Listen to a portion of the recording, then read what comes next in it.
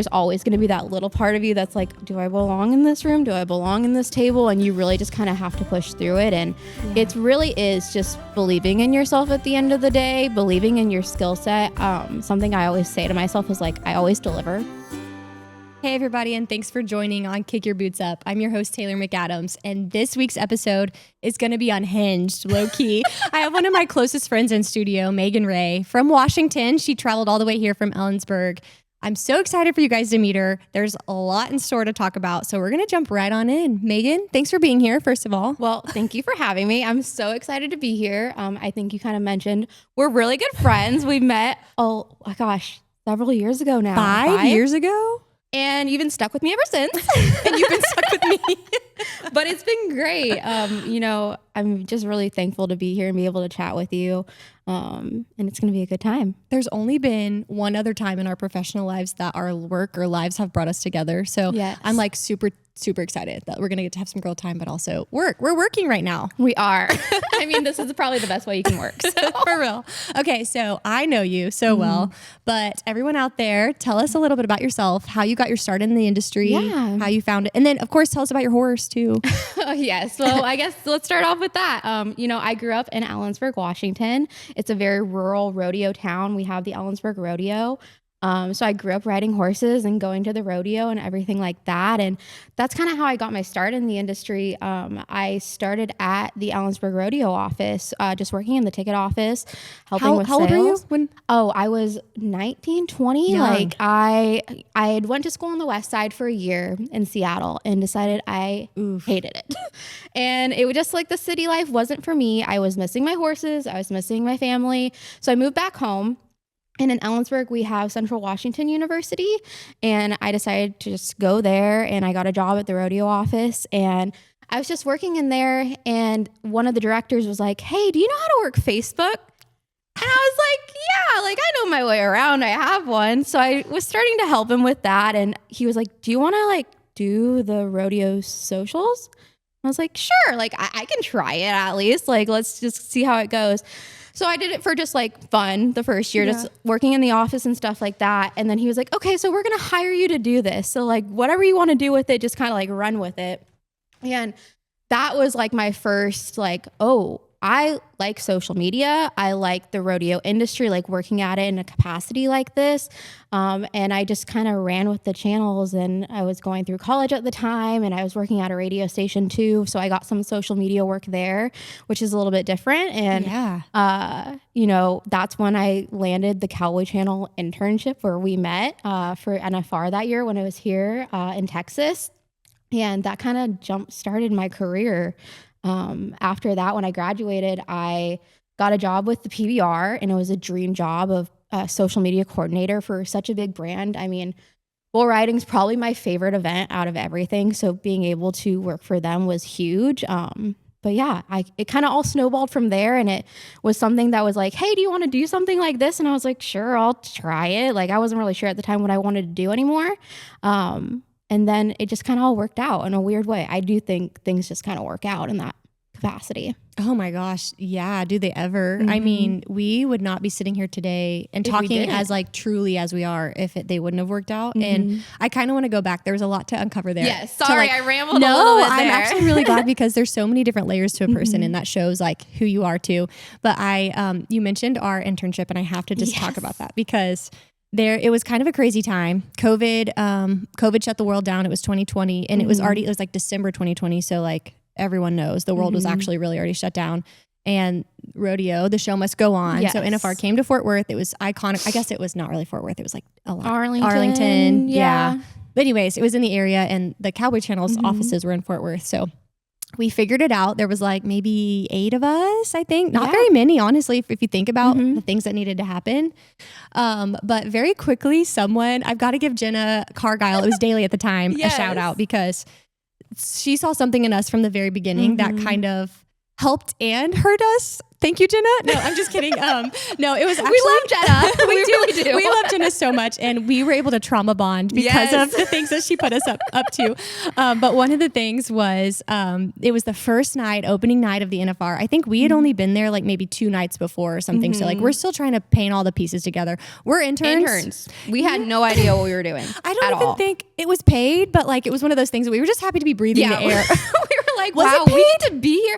I think it was. think so, yeah. And it was like, wow, we get to be at the NFR. Like they're paying us to do this. And like none of us knew each other either. Like I think like we knew of each other from social, but like I've never met Taylor before. And then I met her. I was like, oh my gosh, I love you. Instant soul sisters. Yes. And that was like the whole crew. Like I'm still really close with a lot of them too. For sure. And that was actually really cool too. Cause when you get a group together, it's always hard with like stress and emotions, and we're all interns. We're all getting pushed down to the worst jobs, but we still have managed to stay friends and stay connected. And that speaks highly of us as women, but also like the industry.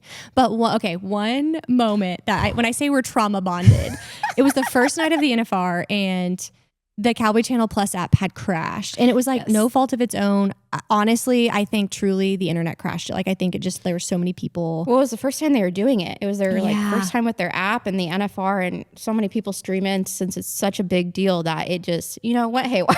So. And honestly, that's actually a good point. We were there in the history making, like the first performance ever that the app was streamed. And I want to say their first year as officially taking over the streaming rights for the NFR. I believe so too. Yeah, it was like learning curve all the way around. Okay, so the app crashes. People paid lots of money separate from their Cowboy Channel Plus subscription. So because it was so new, it was really hard to communicate everything. So people had to get a monthly subscription just to see the Cowboy Channel Plus, but then they also had to pay for the NFR. So we had every Karen that you can imagine calling because they paid for the monthly subscription. They paid $125 or something to watch the NFR. Yep. Just the NFR. Yeah. Just the NFR. And tell them, Megan, what was our job to do? Oh, we got the lovely task of becoming customer service for the Cowboy Channel app. And we had no idea. Like they gave us a script and they're like, hey, here's your phone calls. Make these calls. And I just remember, I think we did it like all day long the next day, but we went home that night. And we were sitting there calling people, apologizing, offering them the free subscription, working through their problems, trying to help them reboot their app. And I just remember I was literally laying in bed, like at the place I was staying, and just like calling these people, and I was eating some popcorn. Like that's serious. Like it was so like out of a movie, like how does that happen kind of deal. But it was a really good experience at the end of the day. Like, yes, it was a lot for interns to kind of jump in and become customer service. But, like I think it bonded us, and it really, it's a good learning experience. I think everybody should do customer service like once in their life. Yes. And so for us, that was ours, and we got thrown into the deep end. But I think, we tackled it. We got everybody called. I think some people were happy, but Yeah. They were just good to have, like, they were just enlightened that somebody cared enough to call. Yes. Even when, I'm not going to lie, I died one time because your customers, everyone has their customer service phone voice. So yes, tell the story, because there's like old men that you had to talk to for hours, and you're just like, yeah. So I worked in a ticket office before, so I had a lot of phone calls coming in, and you kind of get a routine of how do you speak, so that way, you get your information out that you need. How do you move them along? How do you, when they're going on and on and on about stuff, like how do you keep them going? How do you make sure they feel like they're being heard? So I would always, put on this nice little customer service voice. Hi, my name is Megan Ray. What can I help you with? Yep. Understand. Oh, that's so frustrating. Over and over. I am so sorry that you're struggling with this. Here, I can offer you this subscription. Let's try some things here of how to like reroute you. But yes, it's that high pitch voice. There was like, I really felt bad for you, because there was one point in time when during the day when like, okay, now it's like round 2 day, and they like shoved you in an office because they're like, we literally need, because there was other people. We weren't the only ones like taking care of it, but like you were the one that was like the best at it. And so they like shoved you in an office. I remember one time coming in to sit down just for a second and like breathe, and you had the guy on mute. So like he would talk, and he was talking so slow and telling you his whole life story. Oh yeah. And then occasionally you'd be be like, unmute, and then you mute back. And I was dying. That was the first time I had seen that in person. It felt like a movie almost. I mean, yeah, it was a lot. Luckily, I guess that's one of my special skills is being able to turn on the customer service. But yeah, that was a time for And then us. who would have thought in that moment, and also like the ticket box and ticket booth moment, that you would then turn right around and then be like a glorified customer service. Because on one hand of social media, and I guess shame on me for not telling you guys who Megan is. Megan is a baddie. Can I say a cuss word on the podcast? I don't know. But she's a baddie when it comes to social media. One of my favorite social media, I almost said social media influencers, but you're even cooler than an influencer, manager as well. But truly, she just studies it, loves it, has a passion for it. And who would have thought that at that day when you were in an office as an intern getting paid way less to be a customer service, that you would now then get to be the cool part and do the content, build the content, do the scheduling strategy, all that, but then also be glorified customer service. Like, yeah. I mean, it's a shock to kind of look back, but it does kind of play into all of it. Like, I really think if I didn't step up in that role, like I wouldn't have gotten the opportunity to come back for the American and serve in a different role. So they brought me back to do social media for the American. And that was kind of like, in the big leagues kind of deal for me. Yeah. And that I remember they were like, you were so great. And you were so wonderful, just kind of jumping in and, doing the grunt work and doing it with a smile and like getting people to, at least at the end of the day, say thank you that we called them and stuff like that. So I think that kind of just tells people like, you have to do not like the dirty jobs, but like you have to do the jobs that people don't want to do. You have to really like put in the work at the end of the day, and it gets you places. And like, I mean, it helps me now when I have to answer people on social, like that customer service voice is coming through in the typing, just because you have to keep it inconvenience. Professional with everything. So I think at the end of the day, it all comes together. But yeah, a wild ride at the Cowboy Channel. Wow. Yeah. And it was one fun memory. I actually am just remembering, we talked about it before, but I have to tell everyone out there listening. I remember Jenna felt so bad for us that we like actually had to do that as interns, but also was pretty proud of how we were doing. So she's like, hey, do you guys want a sweatshirt? Do you want like, and we were like, yeah, it's cold. It was the coolest thing. We were like, we get to go shopping in here? Okay. Like, yeah, that was fun. So fun. It and really I'm was. honestly so glad. We could spend a whole podcast talking about how important getting the groundwork is before you run. But like, I'm so glad that we got to do the internship opportunities because like, holy cow, we learned so much baptism by fire style. Yes. That like, I don't know what we would have done if we didn't have that experience, honestly. No, not at all. Like I look back on it and yes, it was a long experience of like grueling days. Like we were running around. We had no clue what we were doing half the time. But we were just, having fun, making a good time of it. And I think like the most important thing that came out of it was the people that we met. Yeah. Like I cherish our friendship so much. And like we've been able to lean on each other over the years of, how do you navigate this? Hey, like we're celebrating each other and stuff like that. And I'm really close with a lot of girls still, Shelby and Rebel and Lexi and Gracie. And it's just, it's really become such a like fun group to like celebrate each other when we see each other, because I traveled around for PBR and stuff like that. I would see people in the different cities, and I kind of think that's what it's all about, is making those connections so you're able to celebrate and really help each other out there and feel like you have a family and a friend group no matter how far away. And that's actually something that I really commend. All the friends in my life, and probably yours, would say that like your friendship is so much better if you're the type of person that can just pick up right where you left off. Yes. And that's what I love about you, because like you were so intentional when you came to Fort Worth for all the PBR events. And we would always make a point that even if we didn't have time, we would at least get a drink. Yes. If we didn't have time for dinner, we'd at least get a drink. But we were able to do dinner once or twice, I think. And moments like that are like, you reached out to me in a moment when I was like so discouraged in life and like going through a harder time. And I don't think we were married. Tyler and I were married yet. It was just like a weird growing situation, which like we all know our 20s are like the hardest, I swear. They are.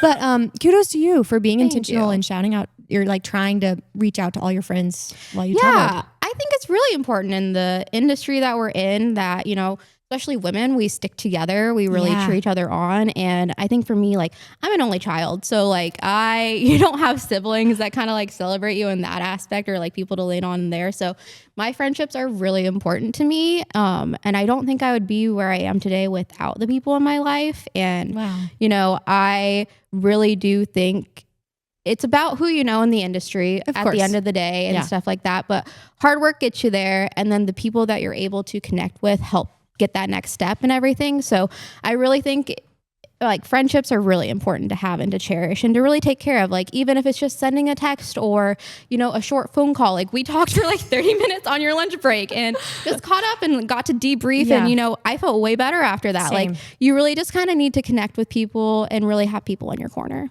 I couldn't agree more. I'm so thankful that you were like, hey, can we make time to talk? Yes. And I was like, absolutely, because I would love to get out of the office, go for a drive. The only thing about that is like anyone that knows me knows I'm not good with directions. And so I'm talking to Megan. I'm driving down one of the highways in Texas, trying to go to a Sonic of all places. And I'm like, oh, Megan, I just missed my turn. That's okay. And we're like going, I'm like, oh, I just missed my exit. Megan, that's okay. That happened like 5 times. It happened. I was like, do you need to hang up the phone? That happened an embarrassing amount of times, actually. It really was. So that's when I know. Yeah, that's when I know like you're one of my people. You're like one of the coolest people that I can trust too. So, okay. Speaking of reaching out and traveling and all the things, what was your coolest place that you traveled to while you're with PBR? Because you were literally, honestly, and you know it better than I do, but I feel like you were gone more than you were home. Yes. Yeah.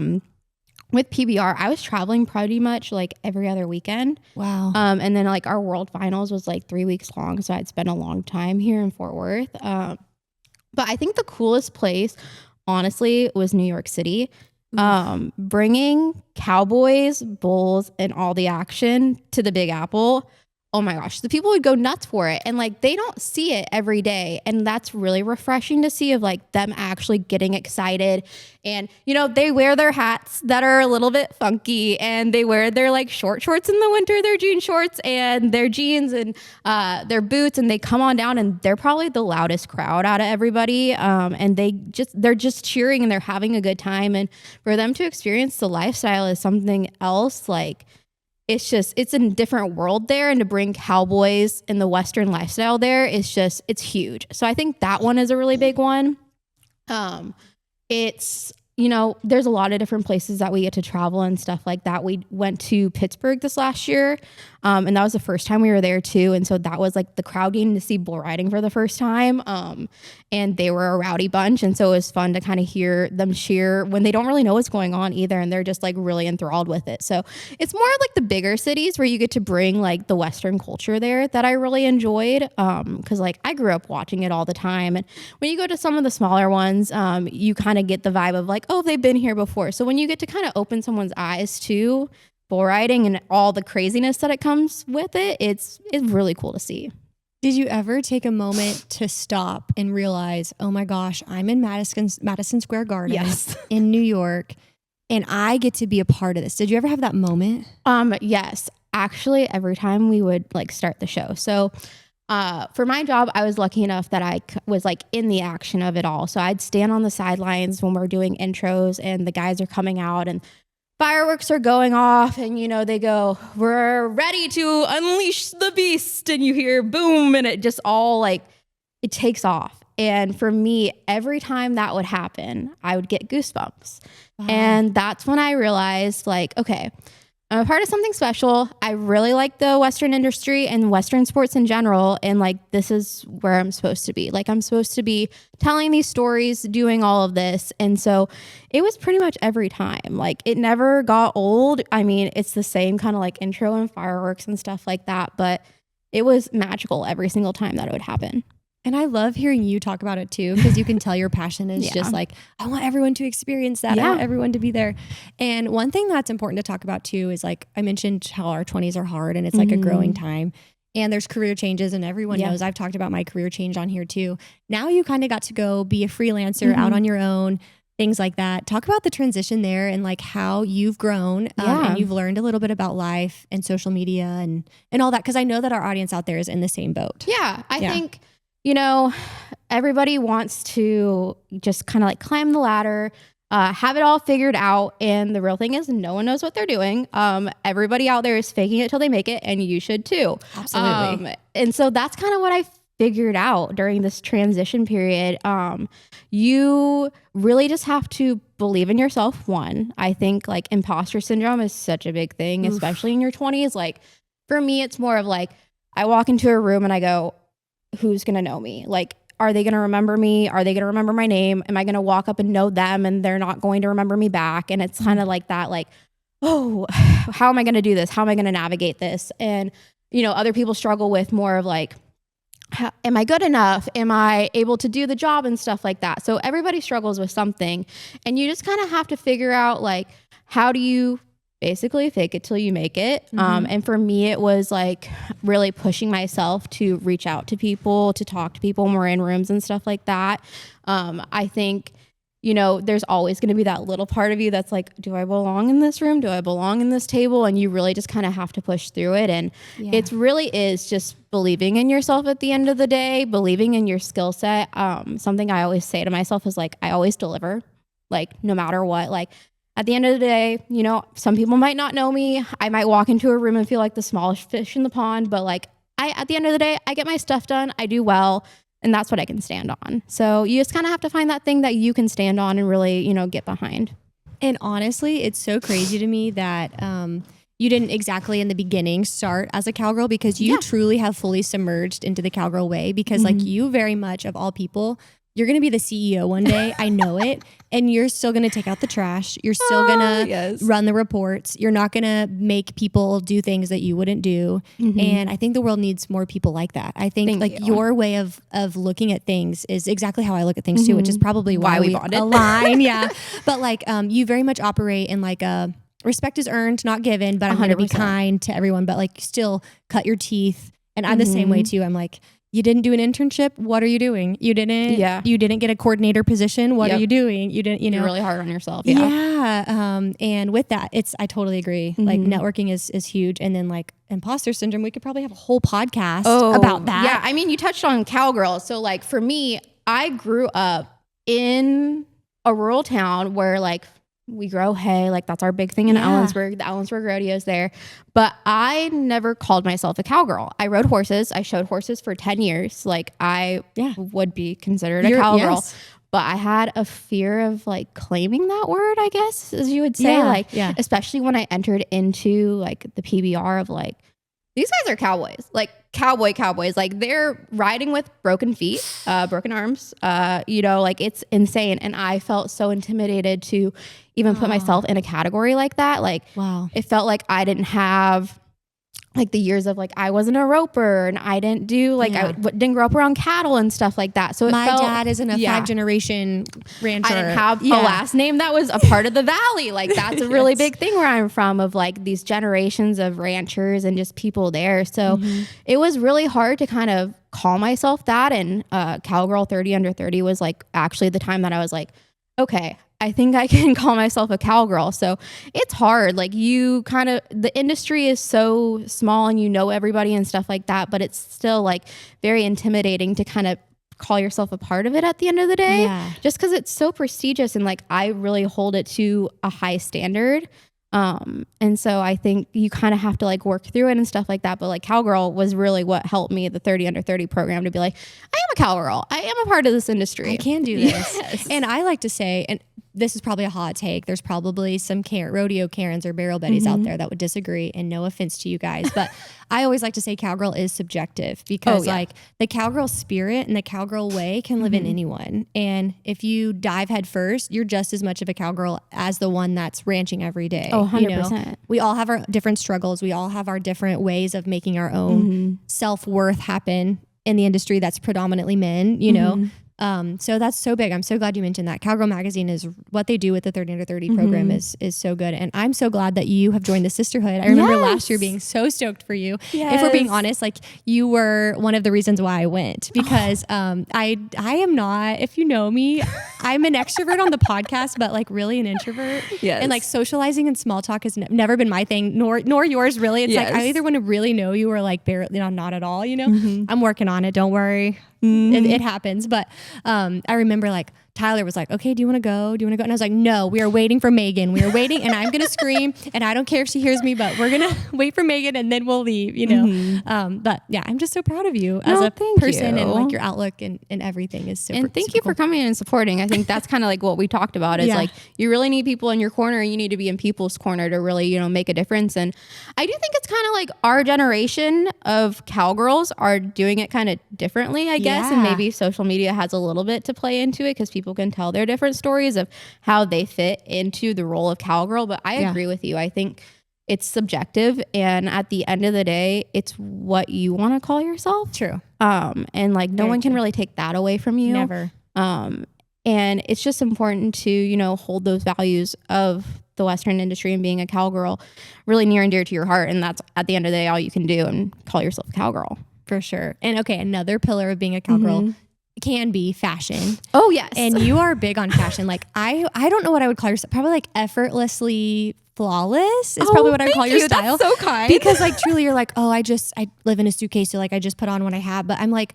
every time I see you, you're so put together. Everything just goes naturally. Like I have to like stress and figure it out. And maybe you do. Tell me about your fashion sense. Tell me about your scenes. Thank you for that very kind compliment. I would call my fashion very simple. Like for me, it's more of like, I always want to feel comfortable. I also think it's really important to dress for your body type. Like I have really long legs. Like I say I'm 2/3 legs, 1/3 torso. Yes. So like I always, you know, try to make sure that I feel comfortable in what I'm wearing. I go to a lot of basic colors too, like black. I wear a lot of black. You look good in brown black though. Blonde hair, blue eyes. Yes. Yeah. And I think it's just important to, you know, kind of claim your style. Like I do my makeup the same. I do my hair the same. You change out the outfits and stuff like that. But I really feel like myself every time I get dressed up, no matter what. So that way when I walk into a room, I am confident. And yeah, I do live out of a suitcase. So I've learned how to like pack very minimal. You know, the interchangeable wardrobe is a really big thing, making sure you have pieces that match. But yeah, I think it's just really important to feel comfortable in what you're wearing and feel good about it. Like whenever you put on a good outfit, you feel good to walk into a room and feel confident to speak and to meet people and stuff like that. So I think an outfit's really important in the industry. I couldn't agree more.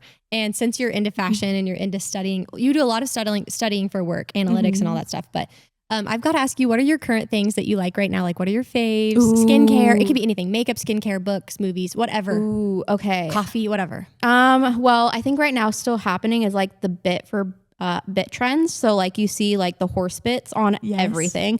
I partaked last year with a belt that I wore to the American and I had like an actual horse bit that I rode in. That's amazing. It out of my trailer and I hooked it up to my belt.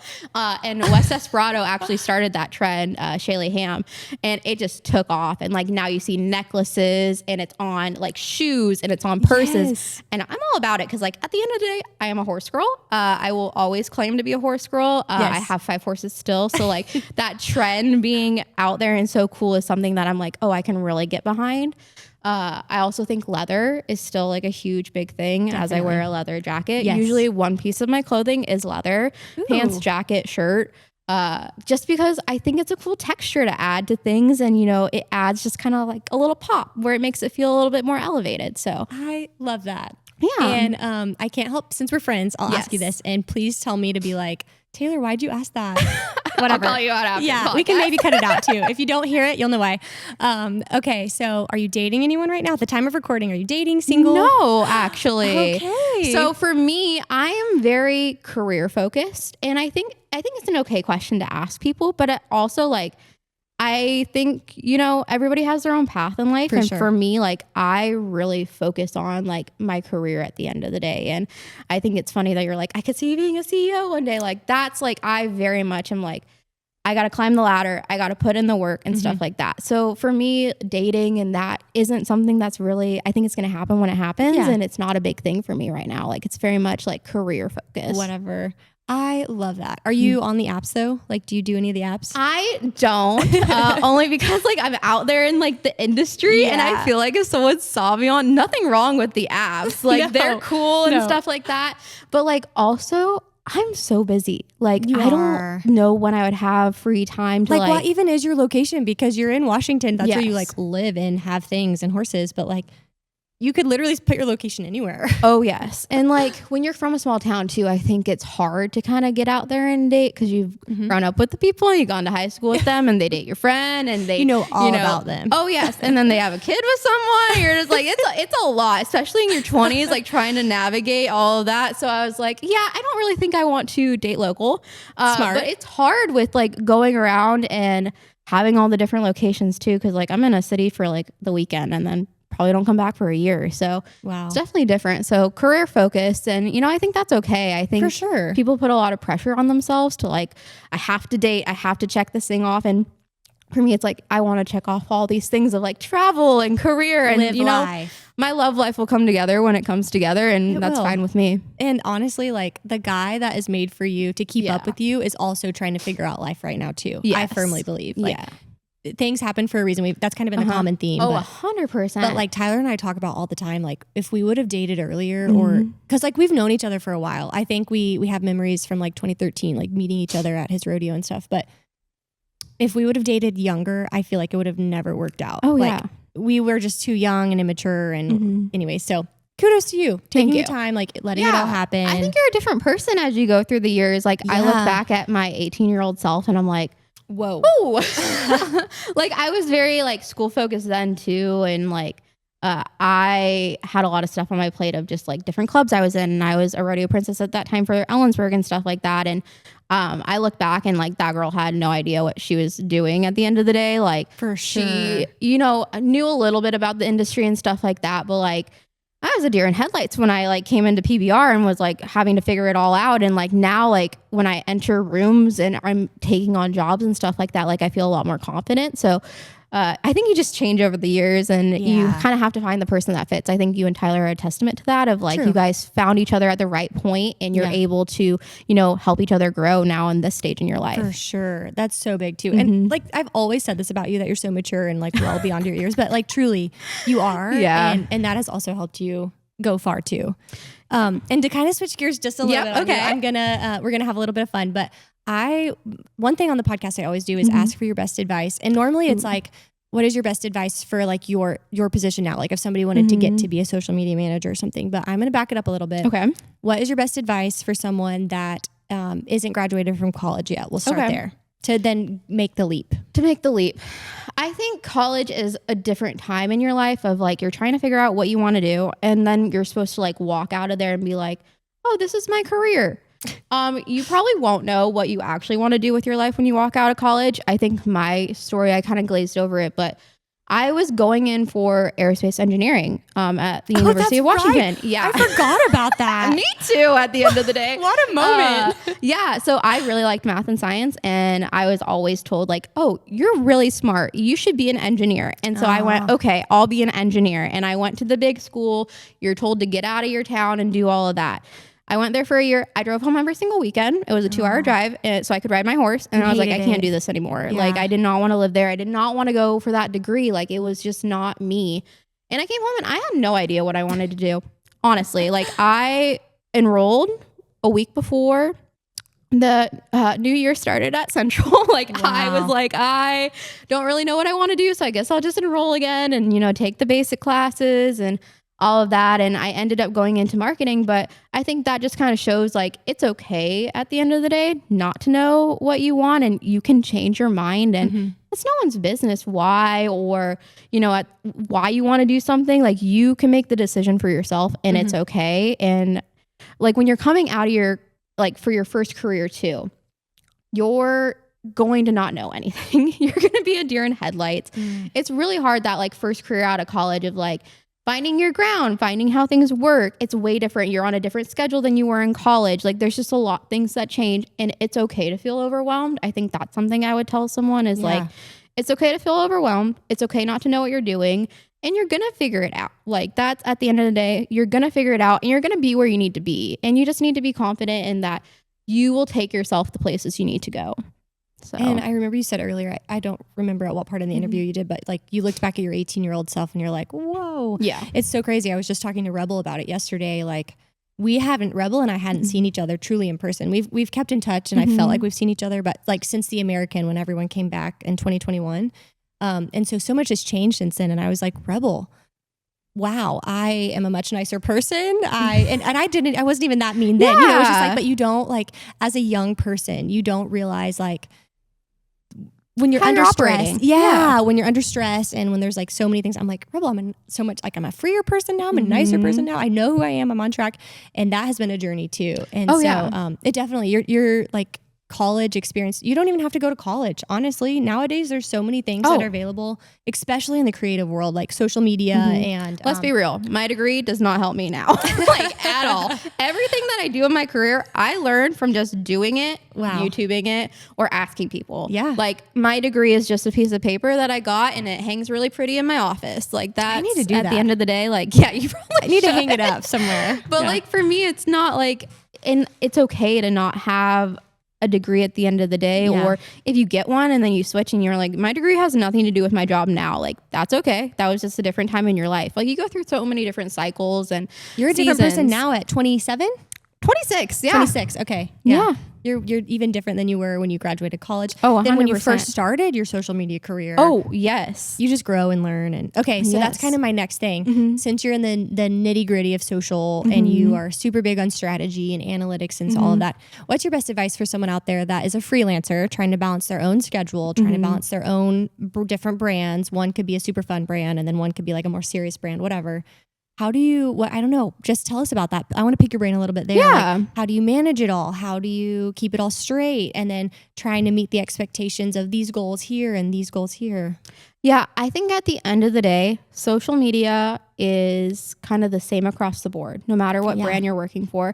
There's still the standard things that you have to do of making sure each platform, the content is curated for it. So Instagram, your reels are real size. You're using the proper photos. We just switched to 4x5s. Everybody out there, if you're not done that yet, do that now. So no more squares on Instagram. So just making sure you're doing the proper things for each channel will really help you. And then, playing into the trends. A trend's not going to fit every single brand, but it will fit most. And also I always say you can put your own spin on it and make the trend fit you. I think like right now we're seeing that like fun action figure trend. Yes, I'm almost over it. I've seen it so many times. So many. But like it was cool to see how people took different things and made it their own. Like we saw like the PRCA did each of the actual athletes and stuff like that, which was cool. I work for Ellensburg Rodeo, so I did like our announcer and our rodeo clown because people love them, JJ and Justin. And people really took off with that. So I think it's finding those trends that really, you could take and mold and really fit your brand that kind of helps you stay in the game on social, and it gives each brand to their own kind of fingerprint on it because you're catering to what really speaks to that audience on there, but you're still playing into the algorithm, the trends and all of that stuff. Absolutely. And I loved that, by the way. I love yours too, and I loved seeing I don't know if this was yours or someone else's, but people even started making the different backgrounds. They like told ChatGPT to like change the background or add personal items to themselves, which that's so fun. And that's like a perfect example of how a brand can have fun. Even if it is the PRCA, super serious, super prestigious. Ellensburg Rodeo, same thing. You guys could get a little bit more fun with it. That was very strategic on your part, picking the two people that you did, by the way. Thank you. Very smart. I know they're beloved for one. Also, I was like, the caption has to be dynamic duo. Like they're a pair when you hear them over the microphone in Ellensburg. And I think that really is the key, is like you have to know your brand at the end of the day and the brands you're representing and be able to create stuff that really speaks to that audience. And that's kind of the key to social. Like you have to just kind of know the brand, know your audience, and you can test stuff out, but at the end of the day, like you're the holder of what the brand identifies to the world. And that's a really important thing with social, is like everybody's on social, everybody looks at everything on social. So your social media needs to represent what you represent at the end of the day. And that's for brands and for yourself. Yeah. No, that's so good. Actually, talk about the importance of having a good like LinkedIn profile and like all the profiles set up for yourself, because you do a really good job at branding yourself. But honestly, you're not one of those people that shoves your face in front of everyone. You're very subtle. It's like you're one of those people that lives it and then maybe sprinkles a story about 100%. It versus like not really doing much but telling everyone what you're doing or something. Yeah. I think it's really important to have a personal brand. And I think it's really hard to build one too, because you're like, oh, should I post this? Do I look like I'm a poser? Do I look like I'm trying too hard? Like all those things. Yeah, they run through your head. And I even struggle with that now, and I do it for a living, like for other people. And I can easily press post on my own. I still sit there and go, oh, okay, what am I putting out there to the world? But for me, something strange is I like to post after something happens. So like I don't really do too much in the moment because I do a lot of that for my job of like live event posting and stuff like that. But for me, it's very much like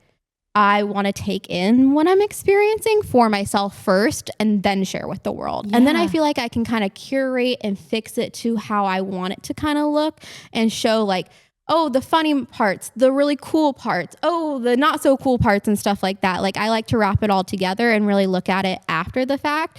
And I think too, like for me, I'm not an influencer or anything like that. Like I don't have to post the same amount of that they're doing. But like for me, it's more of like, I'm proud of what I do. I'm proud of the industry. I have a lot of people outside of the industry that follow me too, of just like meeting people over the years. And so to be able to share that part of my life too, has been really cool. And, you know, when you work remote too, it's kind of, that's the way to connect with people too, is to kind of share the things going on. And I think that all plays into networking too.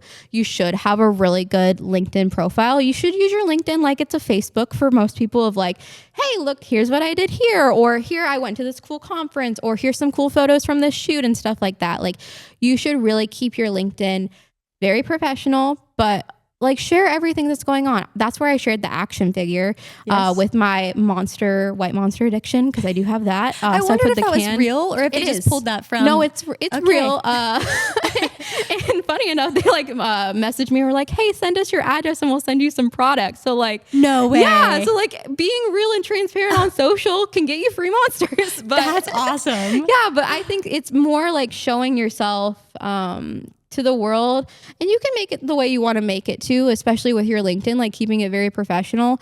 I feel like my Instagram's a little bit more like fun. Like I share a lot more to my stories of just like random things that are happening. I don't really use Facebook as much. I share kind of the same thing from Facebook to LinkedIn. And then TikTok's really fun to just kind of try out some of the trends and stuff like that. Fun, young. Yeah. But I think it's important to just like have a presence out there. And I think nowadays everybody searches everybody on social media. So when you're going for a job, I always recommend, you know, like keep your social media as professional as possible. Clean. Yeah. And you know, that's how you should always represent yourself out there in the world, but it's really important to have it at the end of the day. Oh, without a doubt. And I cannot thank you enough for dropping your wisdom here, because I know I learn so much from you every time we talk, but I know that our listeners did too. And there's probably a lot of people out there that are super curious to follow along with you and see how you do things. And I know you can't tell us all the brands you work with and work for, so we won't have you do that, but tell the world where they can find you specifically. Oh gosh. And plug yourself. We never get a chance in like this industry to like plug ourselves. So shine, baby, shine. Okay, plug away. Well, you can find me at Megan Ray _17 on pretty much every single platform. On LinkedIn, it's just Megan Ray. And yeah, I share a lot of just like behind the scenes of what I'm doing in the industry, fun things. I like to, you know, connect and share things that my friends are doing too. So yeah, if you want to follow me on there and kind of see all the different activities I'm up to. You should go follow her right now. Thank you. Megan, thank you so much for being on. I love you, adore you, and I'm so excited to see where your future goes. And you'll have to refer back to this interview one day when you're CEO. Yeah. I'm going to clip that and that will be on my social. Taylor called it. Well, thank you so much for having me. It was really great to talk to you. And, you know, I hope some bit of wisdom came out of this for someone. Sometimes I feel like I ramble just a little bit, but at the end of the day, I hope it's all like good for people to hear. So, but this was so fun. I adore you. You're such a powerhouse in this industry too. And thank you. What you're doing with this podcast is just fantastic. And I'm just so happy to see you shine. Thank you. Yeah. That is so nice. Oh my gosh. And I'm a hugger, so we'll definitely give a hug after the cameras are off. But anyways, guys, if you loved what you hear, please give her a follow. And as always, make sure and like and subscribe and tell all your friends about this episode. If you have a nugget or something that you want to send, feel free to share that snippet via Spotify even. And the one thing that I'm going to ask you to do right now is head on over to Apple and give us a review. I'm on a mission. You've seen me ask this before. I would really love it if you gave us a review on Apple and tell all your friends about this wonderful content. And as always, I'm happy to give you 15% off on the Justin website. You can go to www.justinboots.com and enter the code KYBU15. That's KYBU15 at checkout to get 15% off. And I just am so thankful that you guys are continuing to watch, and we'll see you the next time you kick your boots up. Thanks for joining us on Kick Your Boots Up. I'm your host, Taylor McAdams, and we can't wait to share the next story of the West. Until then, feel free to like, subscribe, and leave us a review.